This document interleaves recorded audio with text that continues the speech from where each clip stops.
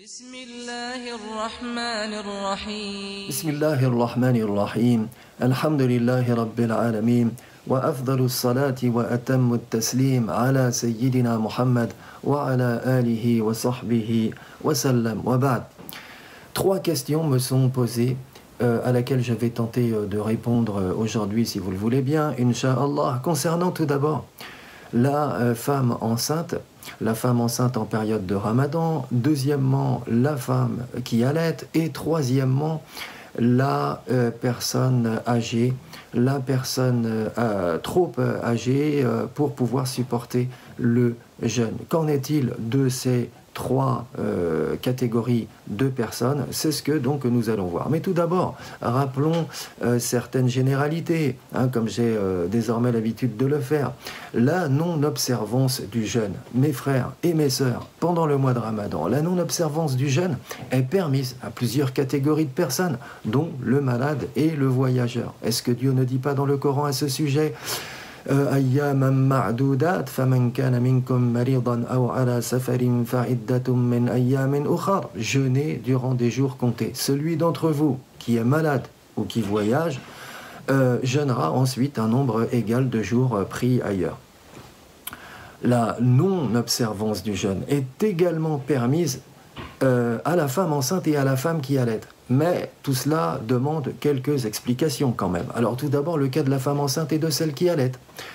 Les juristes de l'islam divergent sur le détail de la permission donnée à la femme enceinte et à la femme qui allaite de ne pas jeûner. Tout d'abord, les juristes sont tous d'accord pour dire qu'il est permis à la femme enceinte comme à la femme qui allaite, si elle redoute les conséquences du jeûne pour leur santé propre ou pour la santé de leur bébé, de s'abstenir de jeûner le Ramadan. Ceci fait l'objet d'un accord unanime entre les fuqaha des 4 écoles de droit sunnite.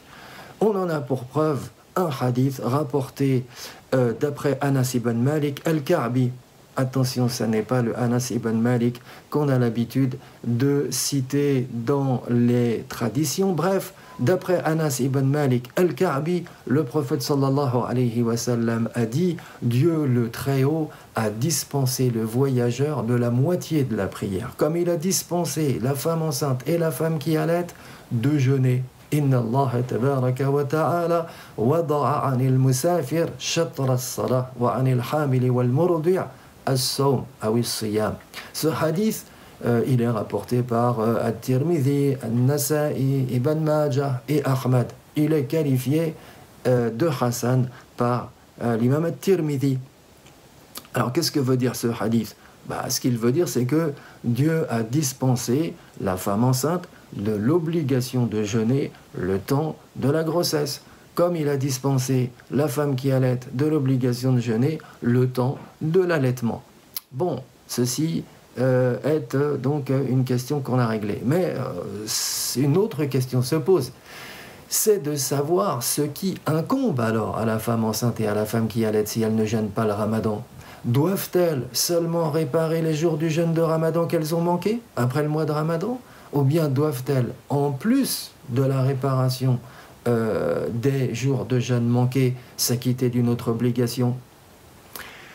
La réponse, mes frères et sœurs, surtout mes sœurs, bien sûr, puisqu'elles sont directement concernées par cela, et avant tout, c'est qu'il faut distinguer ici entre la femme qui craint pour sa santé propre et celle qui craint pour la santé de son bébé. S'agissant tout d'abord de la femme qui craint pour sa santé propre, les juristes des 4 écoles de droit sunnites estiment qu'elle doit seulement réparer les jours de jeûne manqués, eu égard au hadith qu'on a cité plus tôt, Inna Allah tabaraka wa ta'ala wada'a anil musafiri shatra as-salah wa anil hamili wal murdi' as-sawm aw as-siyam.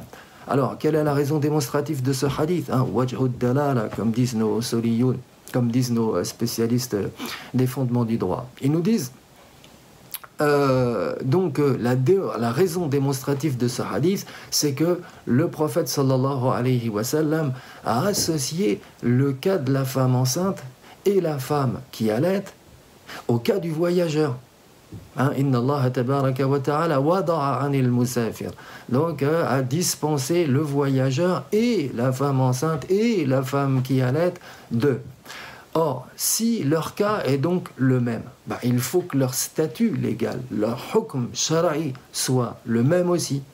Ça, c'est un premier argument. Un autre argument, c'est que le voyageur, il est finalement tenu à rien d'autre que de réparer les prières qu'il a manquées, non, sans autre obligation que celle-là. Eh bien, il doit donc en être de même pour la femme enceinte et la femme qui allait. Concernant donc la récupération du jeûne. Ou concernant effectivement la récupération du jeûne, un nombre de jours pris ailleurs. C'est ça que je voulais dire. Autre chose, autre argument, il convient d'assimiler ici la femme enceinte et la femme qui allait au malade, qui craint pour sa santé. Pourquoi est-ce qu'on ne ferait pas l'analogie entre ces différentes catégories de personnes? Puisque dans les trois cas, il y a gêne. Enfin, tiens, j'y viens, le jeûne constitue une gêne, haraj, pour la femme enceinte et la femme qui allait, ou pour leur bébé d'ailleurs. Or, la gêne est une raison valable pour ne pas jeûner, comme la maladie ou le voyage.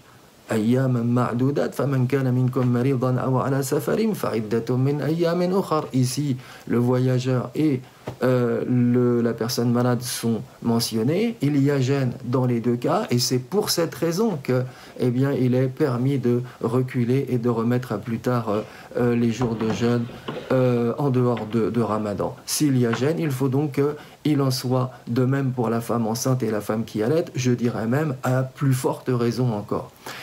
S'agissant ensuite alors ça c'était on parlait là de la femme qui craint pour sa santé propre. S'agissant maintenant de la femme qui craint pour la santé de son enfant cette fois-ci, on distinguera ici le cas de la femme enceinte du cas de la femme qui allait.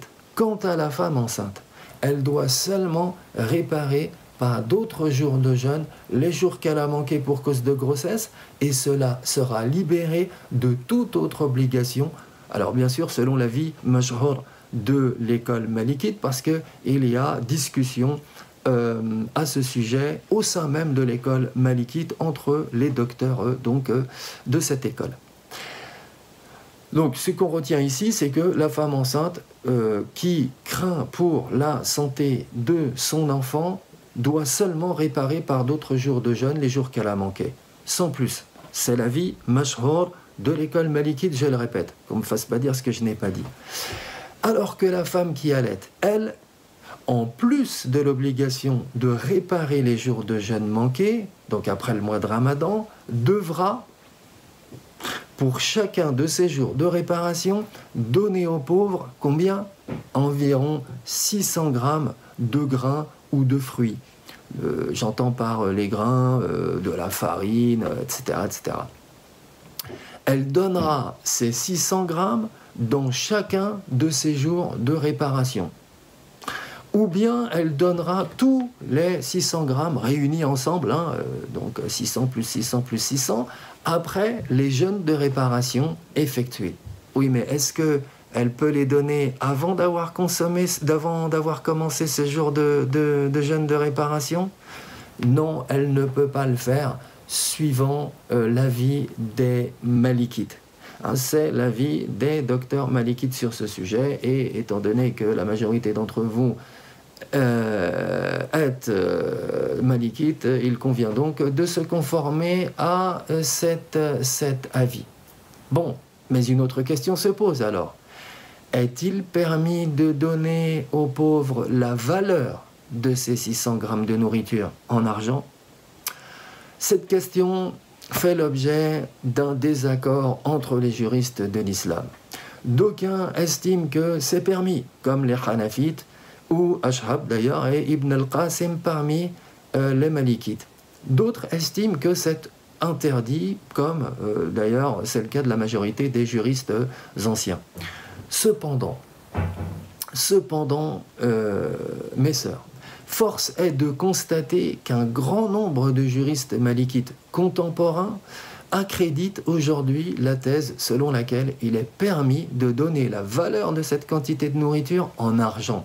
C'est notamment le cas allez, je le cite, de quelqu'un que j'aime bien par ailleurs, parce que il dit des choses précises sur le fiqh malikite, et c'est une sommité, c'est une autorité en droit malikite. Donc c'est notamment, parmi les gens qui disent ces choses, eh bien il y a le président du comité des ulama marocains, le cheikh Ben Hamza de Oujda, une autorité, comme je le disais à l'instant, respectée dans le monde de l'islam malikite. Nous en avons terminé donc avec le cas de la femme enceinte et le cas de la femme qui allait. Passons, si vous le voulez bien, là encore, au cas de la personne âgée qui ne supporte plus le jeûne parce qu'elle n'en a plus la capacité. Donc, sachez-le, il est permis à la personne qui est avancée en âge et qui n'a plus la force de jeûner de rompre le jeûne. Dieu n'impose à une âme que ce qu'elle peut supporter. La yukallifullahu nafsan illa wus'aha.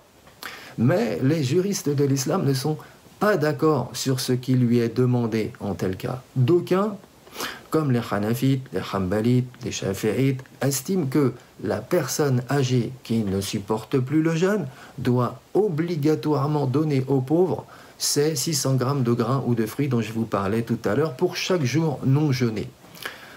C'est ainsi que, faisant le commentaire du verset « Wa 'ala alladhina yutiqunahu fidyatun ta'amu miskin », Ibn Abbas a dit « Ce verset n'est pas abrogé. Il concerne le vieillard et la vieillarde qui, ne pouvant plus jeûner, nourrissent un pauvre en remplacement de chaque jour non jeûné. » Également dans la Sunna, Malik rapporte dans son Muwatta que quand Anas ibn Malik fut devenu vieux, il ne pouvait plus jeûner et donner à manger à titre d'expiation. Cependant, d'autres juristes, comme les Malikites, considèrent que ce n'est pas obligatoire selon l'avis mashhour émis dans cette école. Alors là encore, ne me faites pas dire ce que je n'ai pas dit, je précise qu'il s'agit de l'avis mashhour émis dans cette école.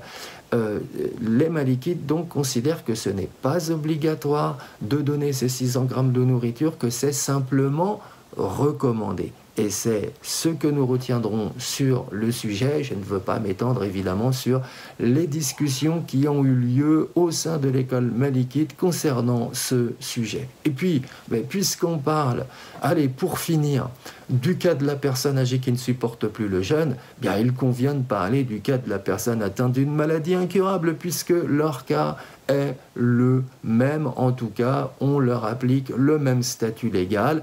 En d'autres termes, la personne atteinte d'une maladie qui ne peut être guérie, eh bien, son cas est le même que la personne âgée qui ne supporte plus le jeûne, à savoir qu'elle est invitée à donner ces 600 grammes de nourriture dont je vous ai parlé, sans avoir rien d'autre que cela à faire.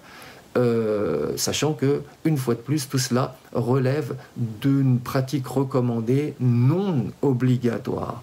C'est à titre surérogatoire qu'on va donner ces 600 grammes en tel cas, et non pas à titre d'obligation religieuse. Bon, j'aurais, je l'espère,